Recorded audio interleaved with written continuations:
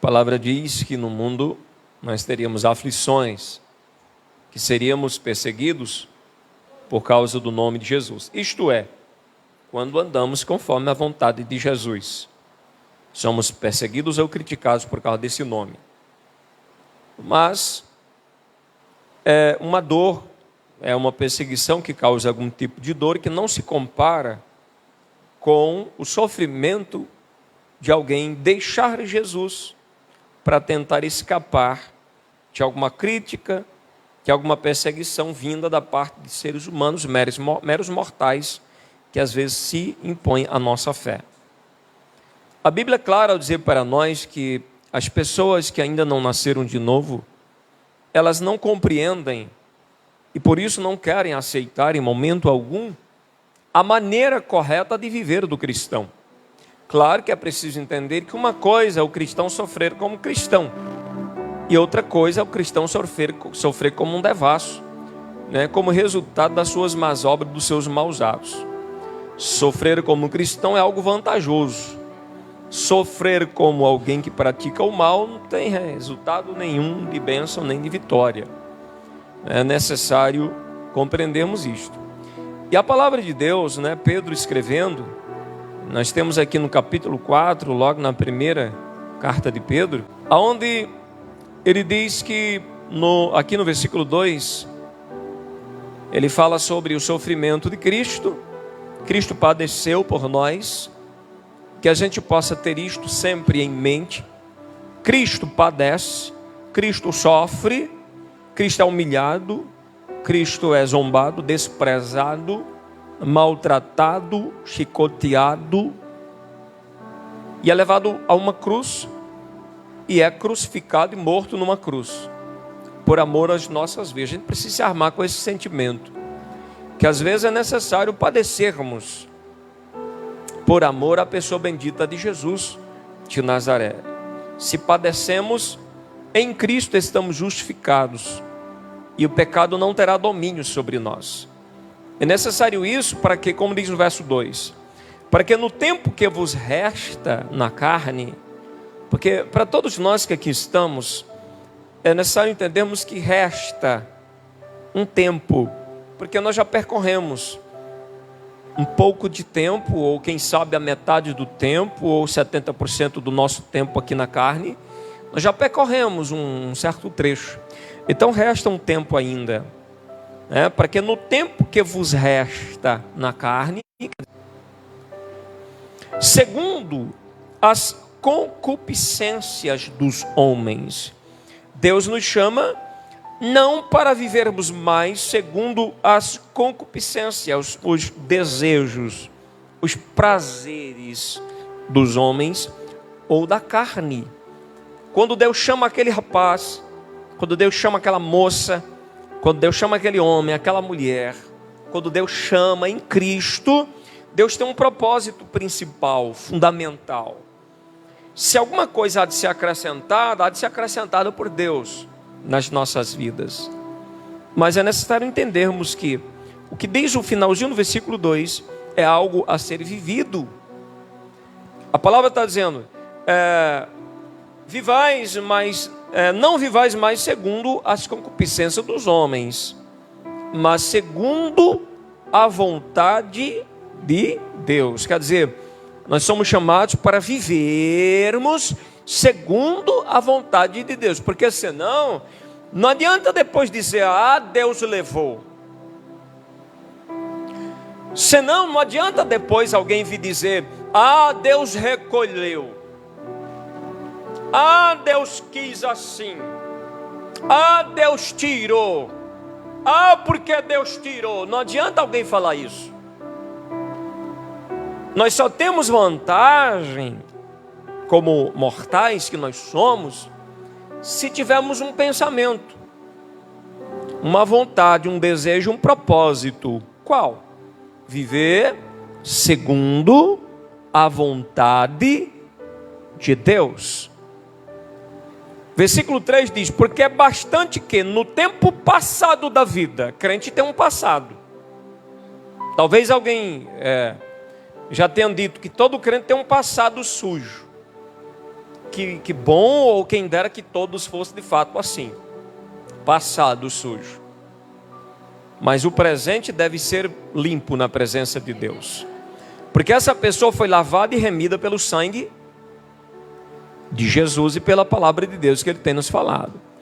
Então é bastante que no tempo passado da vida, que antes de você conhecer Deus, no tempo da sua ignorância, fizéssemos a vontade dos gentios, andando em dissoluções, concupiscências, borracheiras, piadinha, coisas, aquelas coisas feias, glutonarias, bebedice e abomináveis idolatria. Talvez as pessoas considerem isso normal, mas para Deus é assim, porque Deus é santo e Deus quer um povo santo para levar para um céu santo. Só que os gentios, as nações, as pessoas que ainda não nasceram de novo, que ainda não conheceram a Jesus, e era eu também assim, e era você também assim antes de conhecer a Cristo, acham estranho não correrdes com eles no mesmo desenfreamento de dissolução, ou de pecaminosidade, ou de práticas desagradáveis a Deus. Acham estranho. E aí começam aqueles jargões. O crente quer ser melhor que todo mundo. Porque esse crente quer ser mais santo que todo mundo. Algo está doendo nele. Por que está doendo? Por que ele não fica quieto? Porque ele acha estranho. É estranho demais que eu vou fazer e o fulano não vai. Por que ele não vai fazer? Será que ele se acha melhor do que eu? Então eles acham estranho. E findam blasfemando de vós. Só que isso não é problema. Ser blasfemado pelas pessoas não é problema. Problema é quando o que eles dizem de fato é verdade. O problema é quando alguém fala mal de você, mas não fala mal porque está caluniando ou blasfemando. Fala mal porque viram você fazer errado.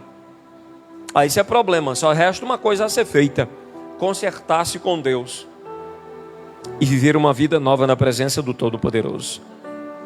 Olha só: blasfemando de vós os quais hão de dar conta ao que está preparado para julgar os vivos e os mortos. Se vivermos da maneira que vivem os gentios, se vivermos da maneira que vivem as pessoas que não conhecem a Deus, vamos dar conta dessa nossa forma de viver. É isso que a palavra está dizendo. Daremos conta a quem? Não é um pastor da igreja. Daremos conta a quem? Não é um pastor presidente do ministério, que os obreiros vão prestar conta. Não é o bispo. Não é aquele homem, aquele líder nacional de uma denominação. Prestaremos conta a quem? A alguém que está preparado para julgar vivos e mortos. Não existe ninguém preparado para julgar vivo e morto, senão Jesus, que em tudo foi tentado, mas nunca pecou. Então ele sabe que dá para viver agradavelmente a Deus. E quando as pessoas o desprezam e o rejeitam, quando chegar no dia do juízo, ai. Então, a palavra de Deus nos fala aqui, para concluir essa reflexão na palavra, no versículo de número 7, eu queria que você não esquecesse disso. Não esqueça disso. E já está próximo o fim de todas as coisas. Nós estamos no período final do cumprimento das últimas coisas. E já está próximo o fim de todas as coisas. Se Pedro escrevendo na época, há quase 2000 anos atrás, ele dizia que já estava próximo, e hoje está como? Como é que está o relógio ponteiro hoje? Espera um pouco. Ei, se nós somos advertidos na palavra que há quase 2000 anos atrás estava próximo o fim de todas as coisas, e que os crentes, escute, os crentes de quase 2000 anos atrás já eram advertidos e convocados e convidados a fazer o quê? a ser sóbrio e vigiar em oração, o que devemos fazer hoje? Já éramos para estar vivendo assim ontem. Já éramos para estar vivendo assim anteontem. Vigilância e oração. Não era para o crente vacilar no quesito vigilância. Não era para o crente vacilar no quesito oração. O problema maior de tudo isso, infelizmente, é que a gente aprendeu com alguém, ou fomos ensinados por alguém, né, com muita sutileza, alguém nos ensinou, de que oração é um pede e me dá e traz para cá. Esqueceram-se de que faz parte de relacionamento com Deus, e que não é somente a questão de pedir e receber, mas uma questão de se manter nele, uma questão de se manter relacionando-se com Ele, uma questão de se manter amizade com Deus, relacionamento com Deus. Então, quanto à proximidade do fim de todas as coisas, Pedro está advertindo o seguinte: sejam sóbrios, vigiem em oração. Jesus deixa 3 discípulos e vai orar um pouco mais distante. Quando volta, eles estão dormindo, e ele pergunta: nem uma hora vocês podem vigiar comigo? Então ficar em oração é vigilância. Desistir de orar, parar de orar, é faltar com vigilância. Estamos no mundo, somos mortais, precisamos da ajuda do céu para vencer. Como venceremos se não estivermos em oração? Como escaparemos? Entende, meus irmãos? Isso é muito sério. Então ouça o que diz o Espírito à igreja, ouça o que diz a palavra de Deus para nós nos dias de hoje. E lembre disso, já está próximo o fim de todas as coisas, mas isso foi dito há quase 2000 anos atrás. E se naquele tempo já estava próximo, e hoje, como é que está a situação?